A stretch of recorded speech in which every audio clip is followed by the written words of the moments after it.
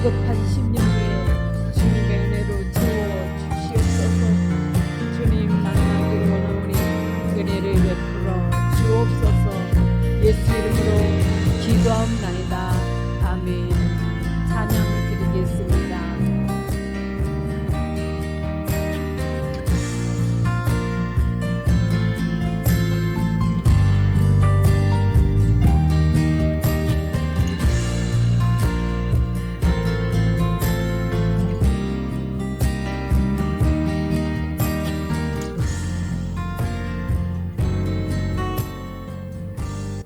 가능하신 분은 일어나서 찬양하겠습니다.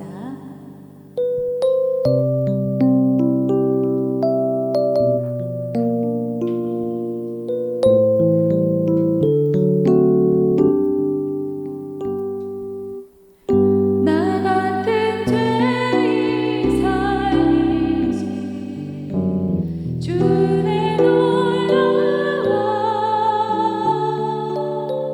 잃었던 생명 찾았고 광명을 얻었네. 큰 죄악에서 건지신 주의 고마워.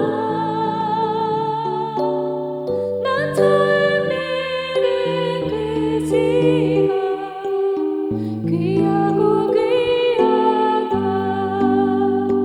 주 찬양 주 찬양 네 마음 다해 주 찬양 주 찬양 네 생명 다해.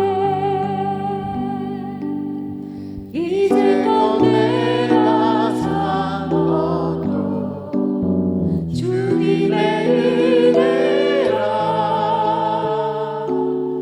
또 나를 장차 언약에 인도해 주시리. 거기서 우리 영혼이 주님의 은혜로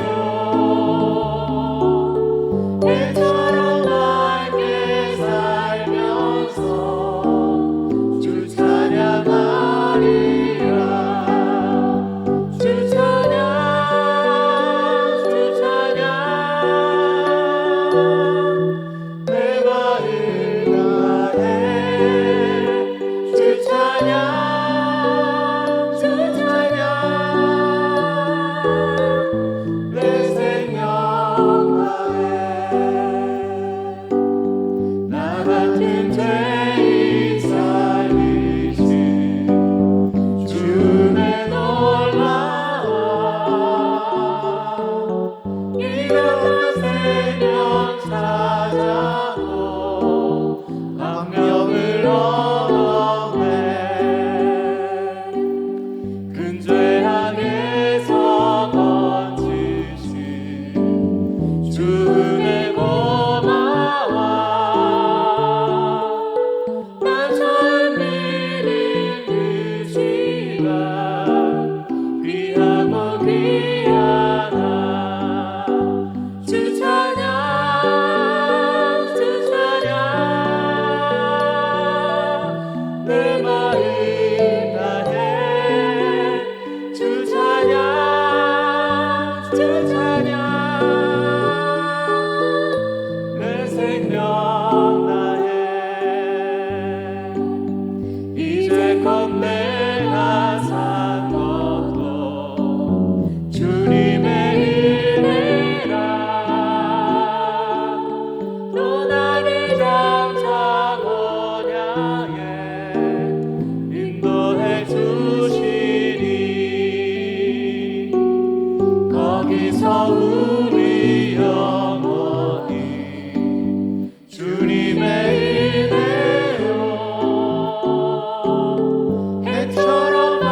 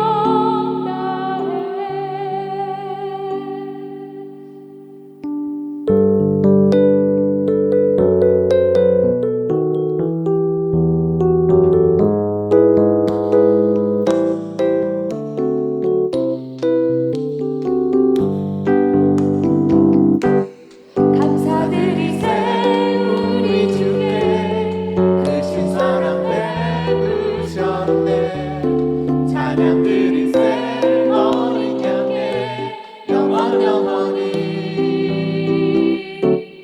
감사드리세 우리 주께 크신 사랑 베푸셨네 찬양 드리세 어린 양께 영원히 감사해 고통과 눈물 없는 곳 열어주시리 감사해 모든 만물 새롭게 되는 그날 주시리 그날에 열방과 모든 민족들 주 찬양하리 새하늘과 새 땅에 날 기뻐 노래하리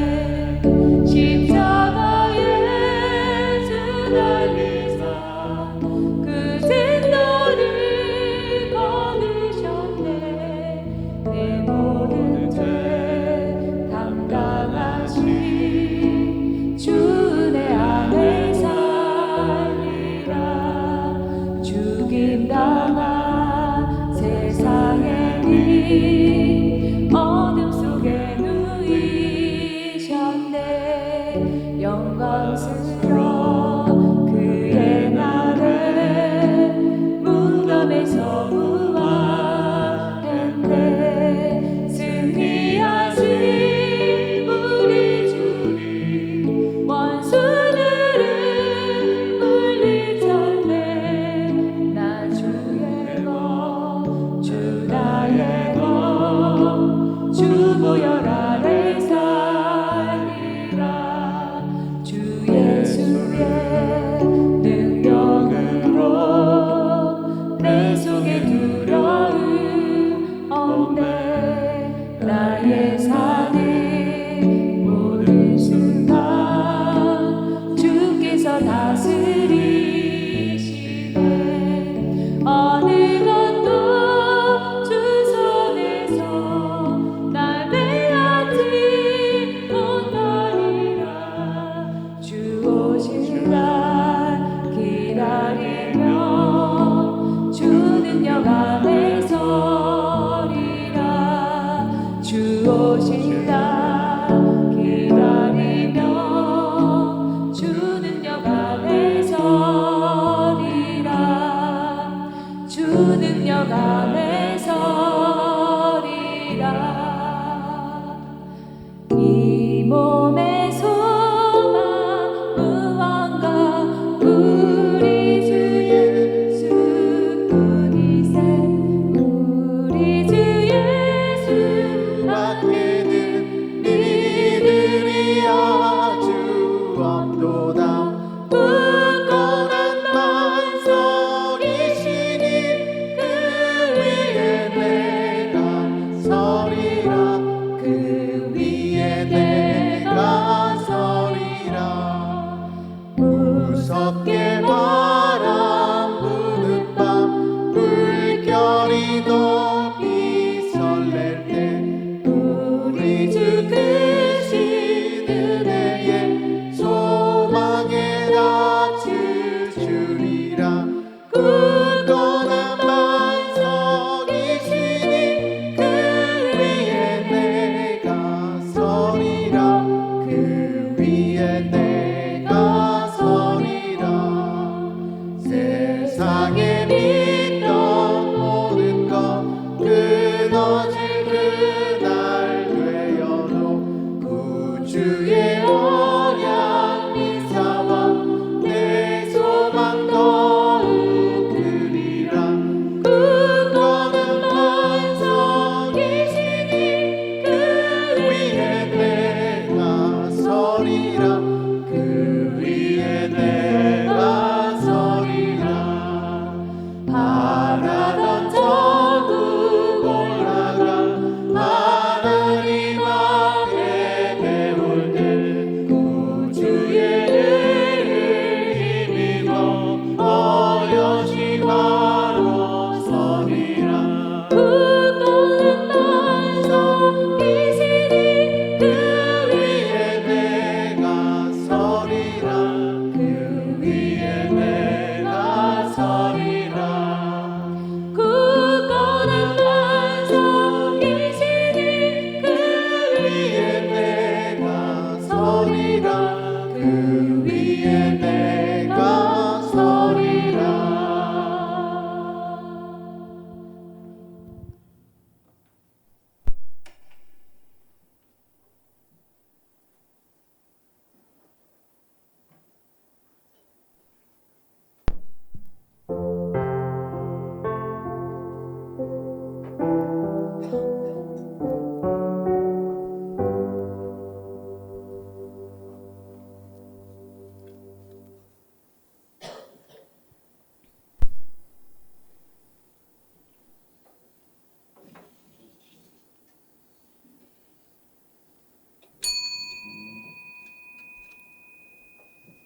젖아들을 낳아 강보로 싸서 구유에 뉘었으니 이는 여간에 있을 곳이 없음이로라. 그 지역의 목자들이 밤에 밖에서 자기 양떼를 지키더니 주의 사자가 곁에 서고 주의 영광이 그들을 두루 비치며 크게 무서워하는지라. 천사가 이르되 무서워하지 말라. 보라, 내가 온 백성에게 미칠 큰 기쁨의 좋은 소식을 너희에게 전하노라.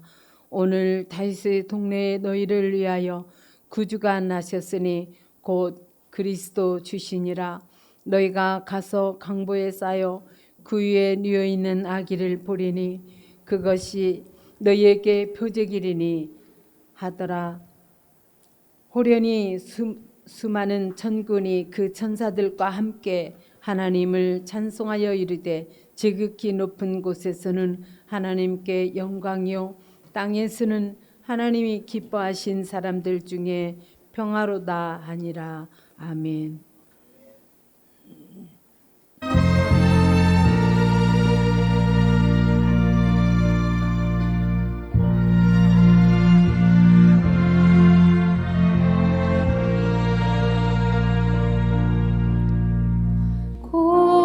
고요한 밤 거룩한 맘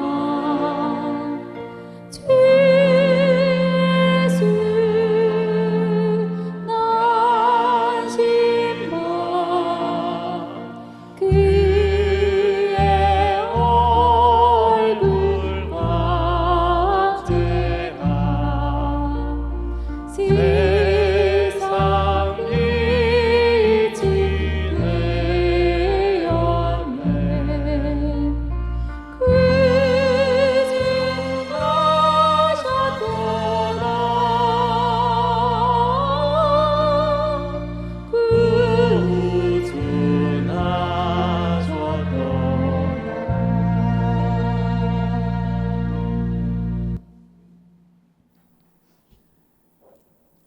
교독문을 읽으면서 우리의 신앙을 고백하겠습니다.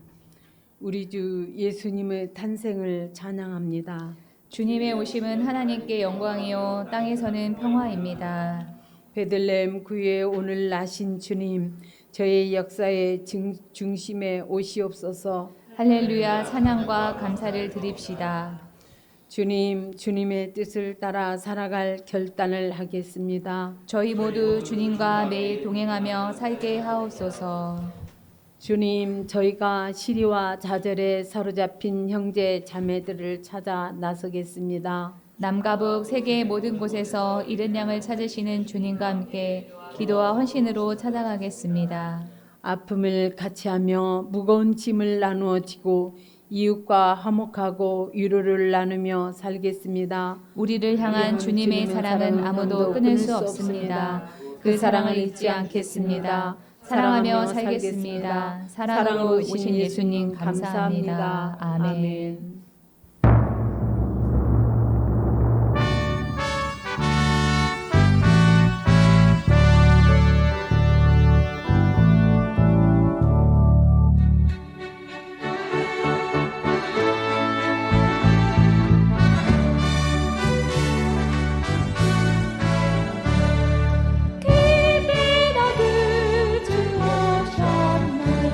만백성 맞으러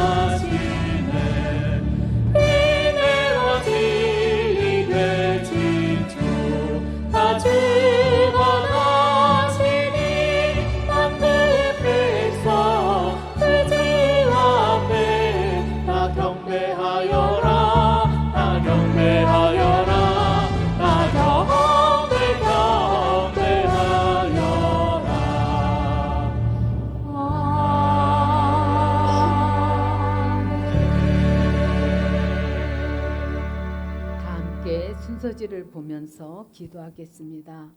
주님, 주님의 백성들이 예수 그리스도의 탄생을 기뻐하며 주님께 감사와 찬양을 드립니다. 태초에 참 빛이 계셨고 그 빛이 세상에 오셔서 모든 이들을 비추고 계신 것을 믿습니다. 세상이 주님으로 말미암아 생겼지만 세상은 주님을 알아보지 못하였습니다.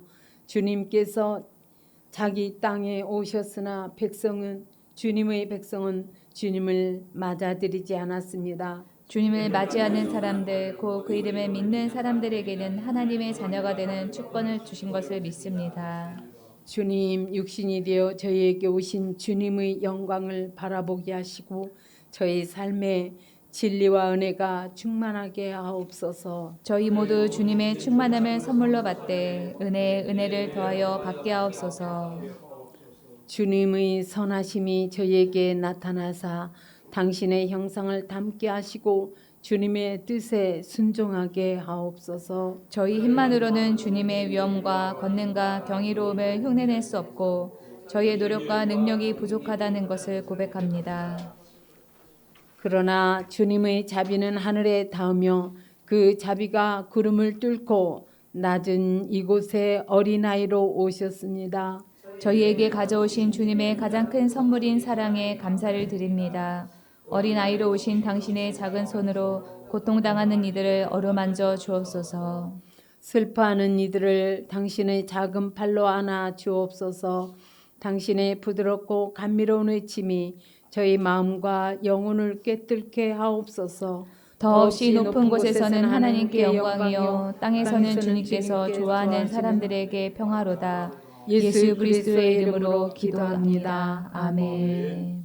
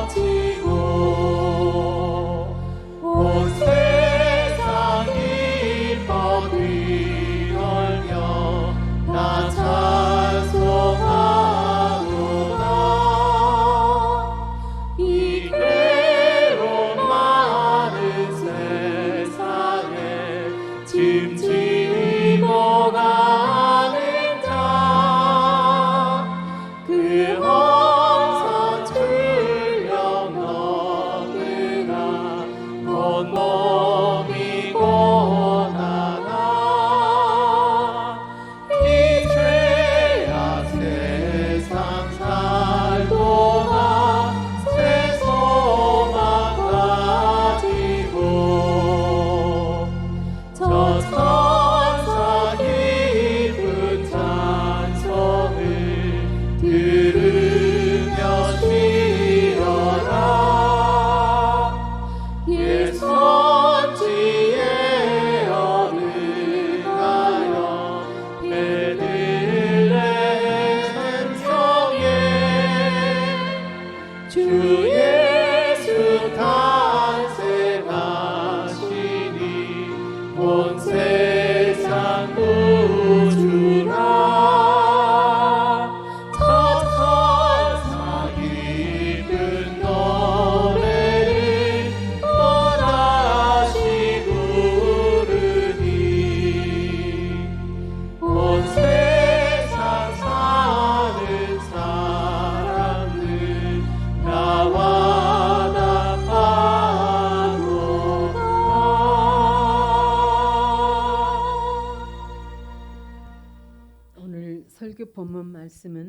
에베소서 3장 14절에서 16절입니다.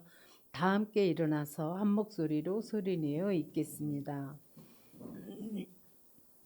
이러므로 내가 하늘과 땅에 있는 각 족속에게 족속에게 이름을 주신 아버지 앞에 무릎을 꿇고 비노니 그의 그의 영광으로 풍성함을 따라 그의 성령으로 말미암아 너희 속사람을 능력으로 강건하게 하시옵시며. 아멘.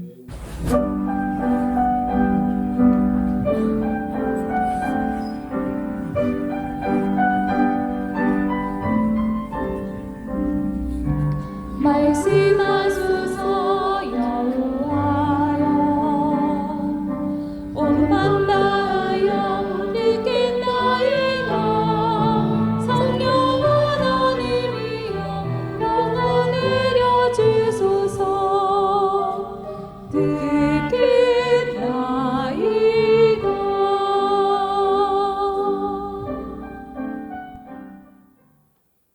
자리에 앉으시기 바랍니다.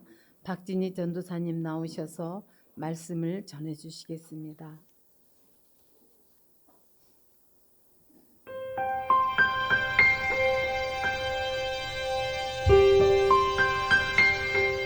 오늘 당신은 무엇을 생각하나요?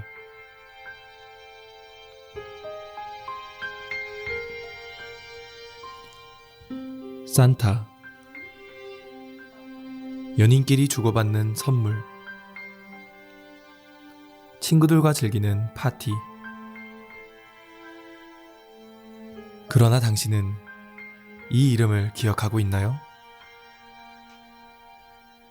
Silent night, holy night. 2000년 전 구약 성경의 예언대로 하나님께서 사람이 되셨습니다. Round yon 그리고 구약 성경의 수백 가지 예언을 일생 동안 모두 이루셨습니다. holy infant, so tender and mild, sleep 이사야 53장의 예언대로 우리 대신 죽으셨고 sleep in a head. 예언대로 부활하셨습니다.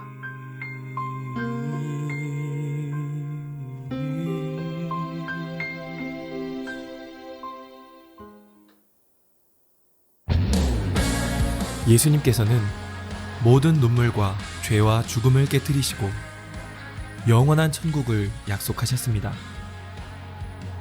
이것이 창조주 하나님께서 이 땅에 다녀가신 이유였습니다. 오늘은 그분을 생각하는 날입니다. 우리의 진정한 주인 예수 그리스도이십니다. 그분이 오늘 원하시는 선물은 딱 하나, 바로 당신입니다. 이 땅에 다녀가신 전능하신 하나님 예수 그리스도, 이분이 성탄절의 진짜 주인공입니다.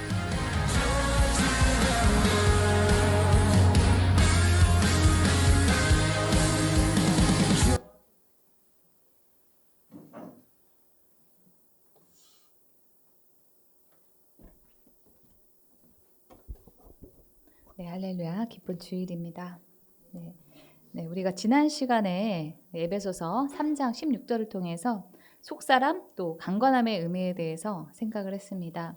이 겉사람, 속사람은 헬라 철학에서 말하는 이원론에 관한 것이 아닙니다. 영은 더 고급지고 우월하고 또 반대로 육신은 더 낮고 속되다며 둘을 구분하는 이원론은 기독교적이지 않다, 이렇게 말씀을 드렸습니다. 기독교에서는 육신도 하나님이 만드신 창조 작품이기 때문에 인간은 또 영 따로 육 따로 이렇게 봐서는 안 된다라고 말씀드렸죠. 기독교에서는 인간을 볼 때 영혼, 육을 다 함께 봅니다. 이 바울이 말하는 겉사람, 속사람의 개념은 주 안에서 얼마나 변화되었는가의 그 문제를 다루고 있습니다. 주 안에서 변화된 그 부분이 있는 사람, 그 사람이 그 부분이 바로 속사람이고 또 아직 변화되지 않은 부분은 겉사람입니다. 그래서 우리는 신앙생활하면서 우리의 겉사람은 나날이 낡아지고 또 속사람은 나날이 새로워져야 합니다. 에베소서 3장 16절에서 바울은 성도들이 속사람이 강건해지기를 기도하고 있습니다. 제가 지난 시간에 이 기독교적인 강건함의 의미는 두 가지가 있다 이런 말씀을 드렸는데요.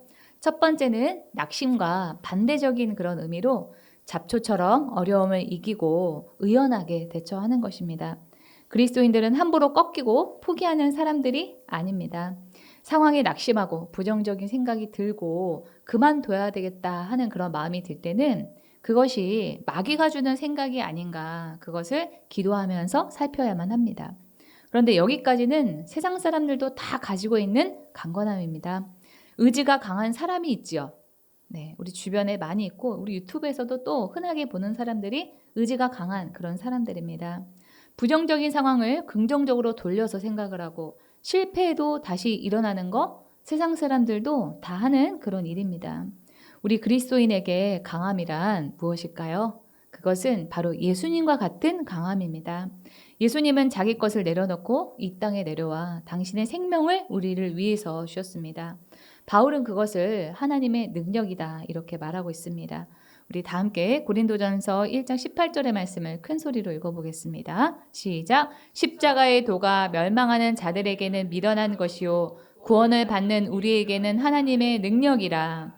그래서 이 속사람이 강건한 사람은 나를 죽여서 이웃을 살리는 십자가의 도를 가진 사람이다. 이렇게 지난 시간에 제가 말씀드렸습니다.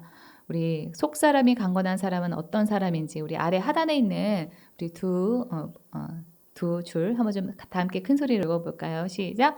속사람이 강건한 사람은 나를 죽여서 이웃을 살리는 십자가의 도를 가진 사람입니다.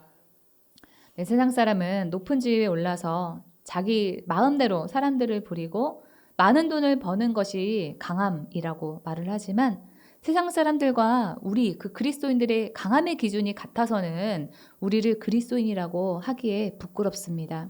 세상에서 높은 지위에 있거나 힘 있는 사람이 정작 세상을 바꾸는 것이 아니다라고 하는 사실을 우리는 역사를 통해서 알 수 있습니다. 높은 지위에 오른 사람이 더 높은 지위에 올라가려고 온갖 비리를 저지르고 또 그 자리를 지키고 더 누리기 위해서 독재나 학살을 했던 그런 역사를 우리는 압니다.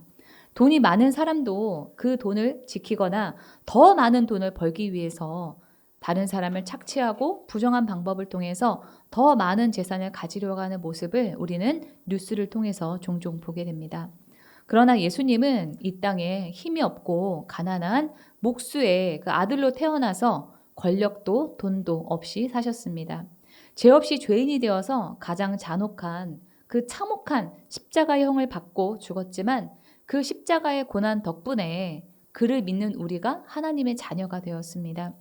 우리는 예수님을 통해서 하나님의 사랑을 느끼고 회심하고 또 이웃을 사랑하기로 결단하고 섬기는 삶의 목표요 방향으로 설정하고 삽니다. 그래서 예수님의 그 내려놓는 삶, 섬기는 삶, 희생의 삶이야말로 이 세상을 변화시키는 강력한 힘입니다. 예수님의 삶의 방식을 따라가는 사람을 그리스도인이라고 한다면 우리는 예수님의 삶의 방식, 즉 나의 것을 내어주고 나를 죽여서 이웃을 살리는 십자가의 원리로 살아가야만 합니다. 그러나 그것이 죄인의 본성을 지닌 우리의 본성만으로는 쉽게 되는 일이 아니기 때문에 오늘 본문에 바울은 십자가의 원리로 살 수 있는 능력을 달라고 기도하고 훈련해야 된다 이렇게 말하고 있습니다. 그 훈련을 하기를 주님이 원하시기 때문에 때로 주님은 우리의 삶에 어려움을 주실 때가 있습니다. 갈등과 선택의 기로에 서게도 하십니다. 그러나 대부분은 그 훈련을 받기를 거절합니다. 훈련을 통해서 더 나은 방향으로 변화되기를 거부하고 거저 은혜를 누리기를 바랍니다. 다른 데서는 어린아이 취급을 하면 기분 나빠하면서 꼭 교회에서는 어린아이로 있기를 원하고 케어받기를 원합니다. 어떤 분은 자기가 훈련하고 성장해야 되는 부분까지도 사역자나 또는 목사님이 대신 해주기를 바라기도 하십니다. 그러나 예수님은 마태복음 5장 48절에서 우리에게 하늘에 계신 너희 아버지의 온전하신 것 같이 너희도 온전하라 라고 하셨습니다. 어떻게 인간이 온전하냐? 모자라는 게 당연하지. 이런 말은 다른 사람을 우리가 대할 때, 다른 사람에게 관용할 때만 적용을 하는 겁니다. 우리 자신에 대해서는 계속 예수 그리스도의 온전함을 추구해야만 합니다. 하나님은 우리에게 에베소서 4장 13절 우리가 다 하나님의 아들을 믿는 것과 아는 일에 하나가 되어 온전한 사람을 이루어 그리스도의 장성한 분량이 충만한 데까지 이르리니 이렇게 이르기를 기대하십니다. 우리 교회에는 완벽주의를 가지신 분들이 많이 있어서 제가 온전해 주십시오. 온전한 사람이 되십시오. 이런 말을 드리기가 참 저되는데요. 온전해지라라고 하는 이 말씀이 완벽을 추구하고 완벽하지 않으면 안 된다라고 하는 뜻이 절대로 아닙니다. 방향성의 문제로서 계속 우리가 성장하고 성숙을 추구해야 된다라고 하는 겁니다. 우리 그리스도인들의 삶은 목적을 향해서 나아가는 삶이라고 할 수 있습니다. 제가 예수님을 믿어서 좋은 점은 여러 가지가 있지만 그 중에서도 좋은 점은 성장과 성숙을 추구하게 된다라고 하는 점입니다. 단순히 자기 개발의 그런 차원에서 말씀을 드리는 게 아닙니다. 믿음과 사랑과 소망에 있어서 이전보다 더 자라나기를 바라고 또 느리기는 하지만 제가 이전보다도 믿음과 소망과 사랑에 있어서 확실히 발전했다라고 하는 그런 저의 모습을 생각을 하면 그것이 바로 주님의 은혜구나 할 때가 많이 있습니다. 하나님의 영이 활동하는 기독교 공동체 내에서는 반드시 믿음과 소망과 사랑에 실제적 성장이 나타나게 된다라고 하는 것이 프리스턴 대학의 조직 신학자 다니엘 밀리오리의 책에 나와 있는 말입니다. 그런데 저는 이 말이 꼭 그 공동체뿐만이 아니라 우리 개인에게도 적용이 된다라고 생각합니다. 이전보다 지금 더, 어제보다 오늘 더 믿음과 소망과 사랑에 실제적인 성장이 나타나야 우리 안에 하나님의 영이 활동한다라고 할 수 있습니다. 다니엘 밀리오리는 자신의 저서 기독교 조직신학 개론에서 그리스도인의 그 삶의 성장을 나타내는 표지를 6개로 정리하고 있습니다. 네, 그 첫 번째는 하나님의 말씀을 경청하는 것, 또 두 번째는 기도, 또 세 번째는 자유, 네 번째는 연대, 다섯 번째는 감사와 기쁨, 여섯 번째는 소망입니다. 오늘은 이 6가지를 중심으로 우리 그리스도인들이 성숙하면 어떤 모습을 보이는가 그것을 나누고 성숙의 그 방향성에 대해서 생각을 해보는 그런 시간을 가지도록 하겠습니다. 그리스도인의 삶의 성장을 나타내는 표지, 첫 번째는 하나님의 말씀을 경청하는 데서 성숙해 가는 겁니다. 성숙한 그리스도인은 성경을 묵상하고 싶어 합니다. 성령 충만은 성경 충만이다. 제가 여러분들한테 자주 드리는 말씀입니다. 많은 분들이 성령 충만하면 막 예언의 은사, 신의 은사가 나타나고 말을 잘하게 되고 또 강한 그런 어떤 리더십이 있는 그런 모습을 생각을 하시는데 성령 충만해지면은 성경이 읽고 싶고 묵상하고 싶어집니다. 왜냐하면은 성령 충만하면 하나님에 대해서 더 알고자 하는 그런 마음이 생기고 성경은 하나님에 대해서 알려주는 책이기 때문입니다. 그렇게 성경을 묵상하면 서서히 우리의 삶이 변화됩니다. 성경 묵상은 그리스도인의 삶을 형성하고 재형성하며 성품을 빚고 강하게 만들어준다라고 하는 것이 다니엘 밀리오리의 말입니다. 또 성경을 묵상하면 하나님의 영이 우리 안에 활동을 하시기 때문에 사랑과 섬김에 대한 동기부여가 일어나게 되고 사랑과 섬김의 동력이 생기게 됩니다. 우리가 사랑하고 섬긴다라고 할 때 예수 믿지 않는 사람들도 얼마든지 심지어 이단에 속한 사람들도 사랑하고 선행을 실천하는 그런 삶을 삽니다. 제가 참 특이하게 기억에 남는 그런 말이 뭐냐면은 이단에 속한 그런 단체에 들어가면 사람들이 그렇게 환대하고 사랑해주고 그렇게 착한 일을 많이 하려고 노력을 한다는 거예요. 그런데 그 사랑과 섬김이 성경적으로 옳다라고 할 수는 없잖아요. 그래서 우리의 그 사랑과 섬김이 성경이 제시하는 그 방향에서 벗어나 있다면 또 성경적이지 않다면 그 사람을 그리스도인이라고 할 수는 없습니다. 우리의 사랑과 섬김은 어디에 근거해야 된다고요? 성경에 근거해야만 합니다. 성경이 제시하는 삶의 방향에 맞추어 사랑하고 섬기는 것이어야지 인간적인 의지나 뜻으로 사랑하고 섬기면 그 사랑과 섬김에는 한계가 있고 잘못된 결과를 가지고 올 수도 있습니다. 그리스도인의 성장을 알려주는 두 번째 표지는 바로 성숙한 기도입니다. 성령 충만하면 성경을 묵상하고 싶어지듯이 기도 또한 하고 싶어지게 됩니다. 다니엘 밀리오리는 그의 책에서 기도는 하나님에 대한 우리의 사랑의 구체적인 표현이라고 정의하고 있습니다. 하나님을 여러분이 사랑하십니까? 그러면 여러분이 얼마나 기도를 하는지를 보시면 됩니다. 우리는 기도를 통해서 하나님과 대화를 나눕니다. 기도를 통해서 주님의 일하심을 느끼고 주님의 일하심에 대한 믿음이 커져가게 됩니다. 반대로 기도하지 않는 사람은 하나님과 대화하지 않는 사람입니다. 주님의 일하심을 느끼지 못하기 때문에 환경과 상황에 부정적으로 반응합니다. 주님의 일하심에 대한 믿음이 없기에 자기 생각으로 상황에 맞추어 결정하고 낙심하고 포기하기를 반복합니다. 우리 그리스도인으로서 성숙한 사람은 기도한다라고 하는 그 사실을 기억하시고 여러분의 일상에 일정하게 기도하는 그 시간이 자리 잡도록 하시기를 바랍니다.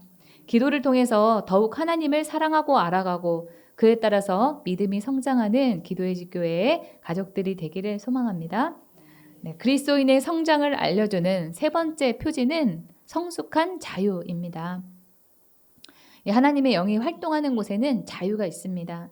예수님이 요한복음 8장 32절에서 진리를 알지니 진리가 너희를 자유롭게 하리라 라고 하셨는데 하나님이 우리를 자유롭게 만들어서 새로운 삶을 살 수 있도록 힘을 주시는 그런 분이 바로 우리 하나님이십니다. 그래서 우리가 성장했다라고 하는 주요한 표제 중에 하나는 우리의 자유가 성장하는 겁니다. 이 자유는 제멋대로 행동해도 된다라고 하는 방종은 아닙니다. 하나님이 우리에게 의도하시는 바를 자유 가운데에서 행하는 것이 자유입니다. 죄의 노예가 아닌 의의 종이 되는 것이 그리스도인의 자유입니다. 다윗이 이 밧세바를 강간한 일을 회개한 시편 51편에서 이렇게 말합니다. 12절입니다. 주의 구원의 즐거움을 내게 회복시켜 주시고 자원하는 심령을 주사 나를 붙드소서. 하나님이 바라는 그 일을 하되 그것을 의무로 하거나 억지로 하는 것이 아니라 기꺼이 따르고자 하는 마음가짐이 바로 자유입니다. 제가 신앙생활을 잘못하고 있을 때는 선한 일을 하거나 하나님의 뜻에 대한 그런 순종을 할 때는 억지로 해야만 하는 그런 일인 줄 알았습니다. 인간의 본성이 그렇지 않습니까? 인간이 죄인이기 때문에 선한 일이나 하나님의 뜻에 대한 순종은 억지로 해야만 하는 겁니다. 그런데 거기에는 자유가 없습니다. 그런데 제가 변화되고 나니까 선한 일, 착한 일을 안 하면 괴롭습니다. 하나님의 뜻인 줄 알았으면 바로 해버려야 마음이 오히려 편안합니다. 그게 바로 자유입니다. 죄의 종이 아닌 의의 종, 고통을 감수하면서도 하나님의 뜻대로 행하기를 원하는 그 자유를 누리시는 기도의 집교회 가족들이 되시기를 바랍니다. 그리스도인의 성장을 알려주는 네 번째 표지는 성숙한 연대입니다. 연대는 우리의 모든 동료 피조물을 배려하고 사랑함을 의미합니다. 연대는 뭐라고요? 우리의 모든 동료 피조물을 배려하고 사랑하는 것, 이것이 바로 연대입니다. 신앙이 성숙하면 연대하게 되는데 사람뿐만 아니라 모든 자연까지도 배려하고 사랑하게 됩니다. 제가 신앙생활하면서 놀란 점이 바로 이것입니다. 사람이 좋아지고 사랑하게 되었다라고 하는 겁니다. 제가 예수님을 만나기 전에 저희 엄마가 저에게 엄마랑 이렇게 좀 다투거나 할 때마다 저희 엄마가 하셨던 말씀이 있었습니다. 그게 뭐냐면 저 찔러도 저거 피도 안 날 거야 이런 말씀을 저에게 하곤 하셨거든요. 제가 예전에는 그 다른 사람을 긍휼히 여기는 면이 없고 냉정한 면이 있었기 때문입니다. 그랬던 제가 이제는 유튜브에서 사람은 원래 혼자다, 손절해야 된다, 혼자 살아라, 호구가 되지 말아라 이런 그런 메시지가 담긴 그런 영상을 볼 때면 속으로 혼자 웃습니다. 이런 말들은 세상적인 발상이고 성경적으로 틀린 말입니다. 우리의 신앙이 성장하게 되면 다른 사람들을 사랑하게 되고 연대를 추구하게 됩니다. 자신에게만 관심을 기울이는 것을 중단하고 타인의 필요에 더 민감하게, 더 많이 의식하게 됩니다. 내가 조금 희생하고 손해를 보더라도 다른 사람이 유익하고 좋으면 그것이 내 행복이 됩니다. 이러한 성숙한 연대의식을 가지고 있어서 예수님께서 십자가를 지시기까지 하셨던 겁니다. 그리스도인의 성장을 알려주는 5번째 표지는 바로 성숙한 감사와 기쁨입니다. 그리스도인의 감사와 기쁨은 피상적인 낙관주의나 인위적인 유쾌함과는 다릅니다. 나보다 더 못한 형편에 있는 사람을 보면서 자기가 더 낫다고 여기는 그런 감사와도 다릅니다. 그리스도인의 감사와 기쁨은 어디에서 오느냐? 바로 하나님에 대한 확신에서 옵니다. 다 함께 우리 좀 읽어볼까요? 성숙한 감사와 기쁨, 그 밑에 있는 그 2줄 좀 읽어보겠습니다. 시작. 그리스도인의 감사와 기쁨은 하나님에 대한 확신에서 나옵니다. 네, 하나님이 우리를 당신의 자녀로 삼기로 선택하실 때부터 우리의 삶은 하나님의 인도하신 가운데 있고 우리가 천국에 들어갈 때까지 하나님이 우리의 삶을 예비하시고 이끄실 것을 확신하기 때문에 우리는 어떠한 상황과 환경 안에서도 기뻐하고 감사할 수 있습니다. 그리스도인의 성장을 알려주는 6번째 표지는 바로 성숙한 소망입니다. 우리가 그럼 소망하는 것은 무엇이냐? 우리 그리스도인은 하나님이 완벽하게 통치하시는 그 나라가 이루어지기를 소망합니다. 그래서 예수님이 알려주신 기도문 마태복음 6장 10절 나라가 임하시오며 뜻이 하늘에서 이루어진 것 같이 땅에서도 이루어지기를 기도하며 활동합니다. 네, 우리의 소망은 무엇이라고요? 하나님의 통치가 이 땅에 임하기를 구하는 삶. 네. 그래서 불신자에게 하나님의 통치가 있기를 바라면서 전도합니다. 가정에서 일터에서 하나님의 뜻이 이루어지기를 바라면서 하나님의 뜻을 구하고 하나님의 뜻대로 합니다. 일상의 모든 결정에 하나님의 뜻을 구합니다. 그것이 자신의 삶의 모든 영역에서 하나님의 뜻이 이루어지기를 바라는 성숙한 소망을 가진 사람의 삶의 모습입니다. 네, 여기까지 다니엘 밀리오리가 기독교 조직신학 개론에서 제시한 그리스도인의 삶의 성장을 나타내는 6개의 표지에 대해서 생각을 해봤습니다. 하나님의 말씀을 경청하는 것, 또 성숙한 기도, 성숙한 자유, 성숙한 연대, 성숙한 감사와 기쁨, 성숙한 소망입니다. 이 성탄절을 통해서 예수님이 이 땅에 왜 오셨고 또 그 예수님으로 말미암아 나는 무엇을 누리게 되었고 어떻게 변했는가를 생각했으면 좋겠습니다. 또 오늘 말씀드린 그리스도인의 성장의 목표를 생각하면서 나는 예수 믿는 사람으로서 어떤 목표를 설정하고 어떤 방향으로 변화되어 갈 것인가를 결단하는 그러한 복된 주일이 되기를 소망합니다. 네, 하나님의 음성을 들으면서 오늘 말씀을 마치겠습니다.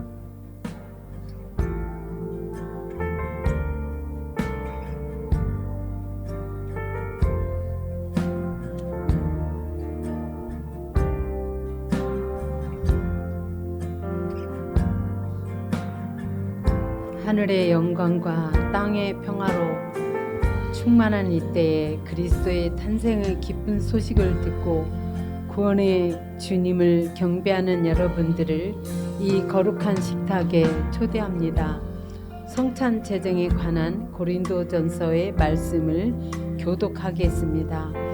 내가 너희에게 전한 것은 주께 받은 것이니 곧 주 예수께서 잡히던 밤에 떡을 가지사 축사하시고 떼어서 이르시되 이것은 너희를 위하는 내 몸이니 이것을 행하여 나를 기념하라 하시고 식후에 또한 그와 같이 잔을 가지시고 이르시되 이 잔은 내 피로 세운 새 언약이니 이것을 행하여 마실 때마다 나를 기념하라 하셨으니 너희가 이 떡을 먹으며 이 잔을 마실 때마다 주의 죽으심을 그가 오실 때까지 전하는 것이니라.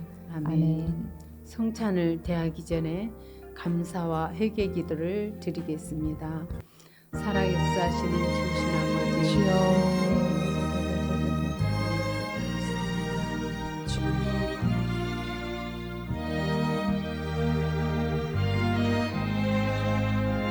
크신 능력의 하나님, 우리를 죄로부터 구원하러 오신 예수 그리스도로 말미암아 하나님을 찬양합니다. 말씀이 육신이 되었고 이 땅에 오셔서 우리 가운데 거하셨으며 우리의 아픔과 기쁨을 나누셨음을 인하여 주님께 감사드립니다. 은혜가 충만한 주님의 사랑을 인하여 주님께 영광을 돌립니다. 우리에게 선물로 주신 예수 그리스도를 기억하며 찬양하는 우리 성도들이 오늘 성찬을 통하여 주님을 기억하며 주님을 경험하는 시간이 되게 하여 주옵소서. 예수님의 이름으로 기도드립니다. 아멘. 찬송하는 동안 떡과 포도주를 나눠 드리겠습니다. 찬양이 끝난 후 다 함께 성찬을 드시기 바랍니다.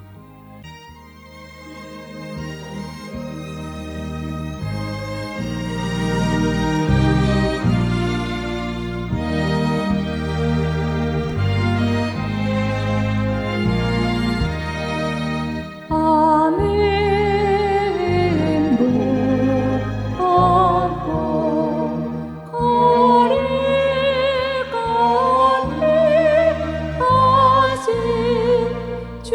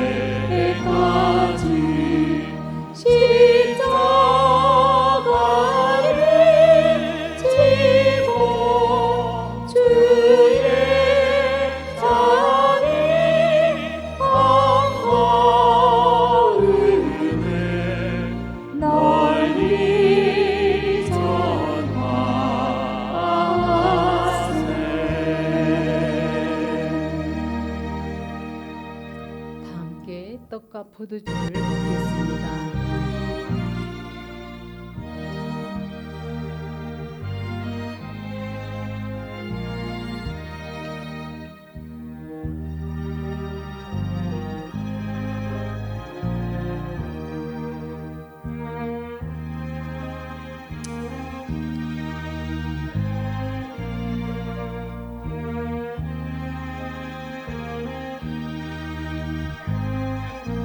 주의 만찬은 죄에 대하여는 죽고 새로운 생명으로 거듭나는 것을 의미하며 그리스도와의 지속적인 교제를 의미합니다.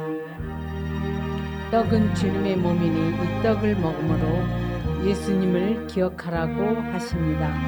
포도주는 예수님께서 십자가에서 흘리신 피를 상징하는데 피는 생명을 의미합니다.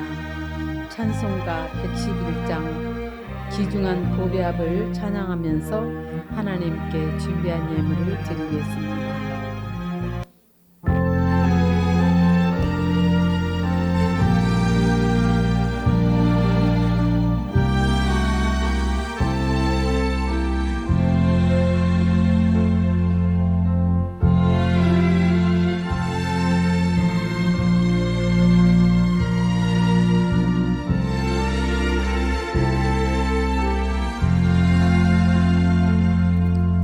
귀중한 보배압이 주 앞에 드리고 우리의 몸과 마음도 다 함께 바치세. 진리를 오며 하고 사랑을 성결해 주께서 탄생하신 거룩한 날이세. 주께서 주신 은혜 한없이 크오니 우리가 받은 것을 감사히 바치세. 기쁨은 충만하고 소망은 불변해. 정성과 마음을 다해 경배를 드리세. 들에서 나는 새며 양치던 목자들 하늘에 빛난 영광 보고서 놀랐네. 천사의 기쁜 소식 목자들 듣고서 찾아와 경배하며 영광을 돌렸네.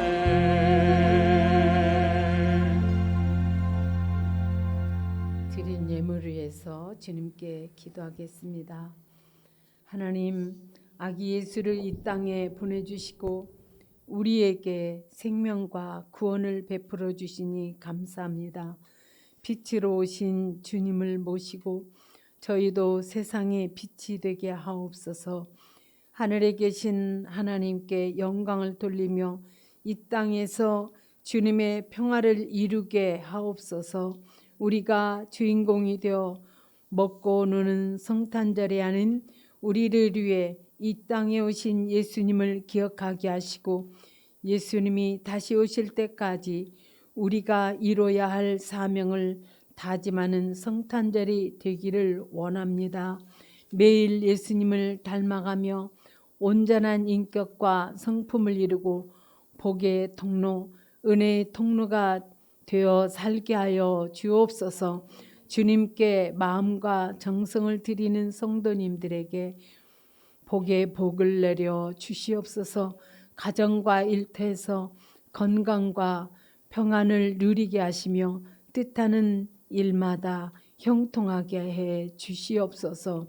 드린 예물이 주님의 나라의 확장과 주님의 뜻이 이루어지는 일에 사용되게 하시며 오직 주님만 영광받아 주옵소서. 우리 삶의 주인이 되시며 인생의 가장 밝은 빛이 되어주시는 예수님의 이름으로 기도합니다. 아멘.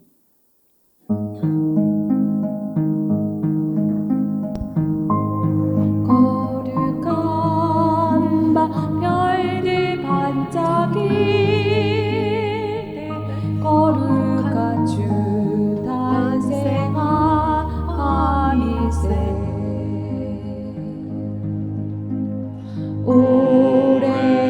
오랫동안 죄악에 얽매여서 헤매던 죄인을 도우시려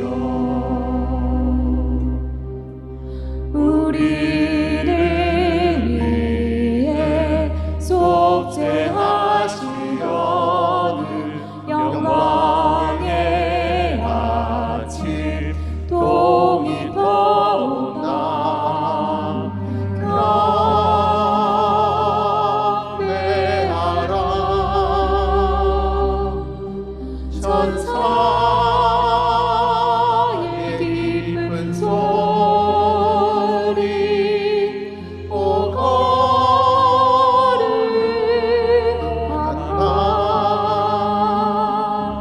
주님 탄생하신 밤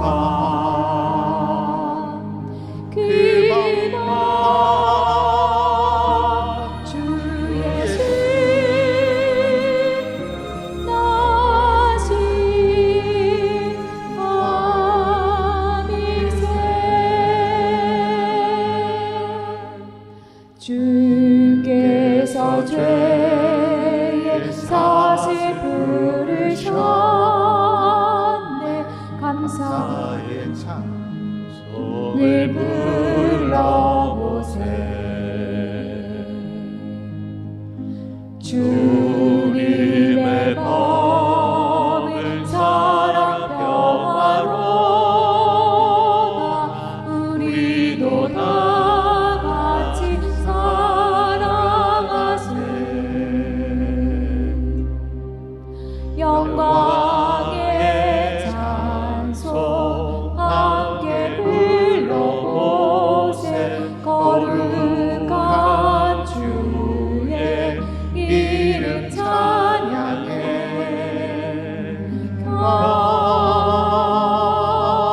경배하라.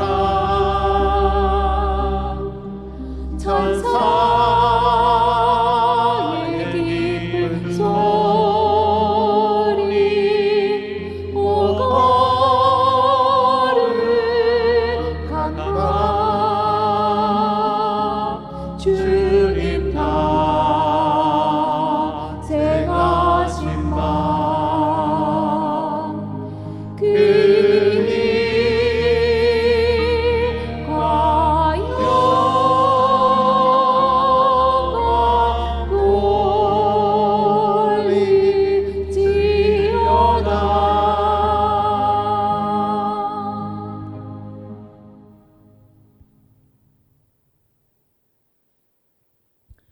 평안 가운데 이 땅에 진정한 평화로 오신 예수 그리스도를 사랑하고 그 평화와 사랑으로 연약한 자를 섬기기 위하여 세상으로 나아가십시오.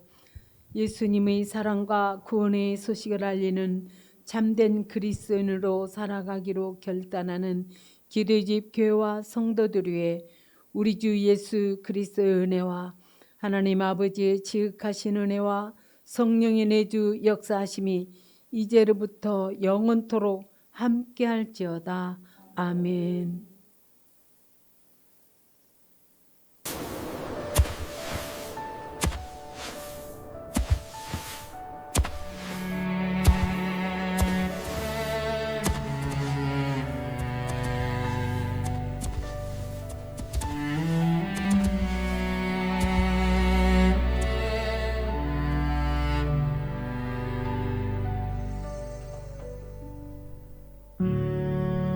하늘의 별을 따라 먼 길을 떠나네. 왕의 탄생 소식에 우리의 마음이 타오르네.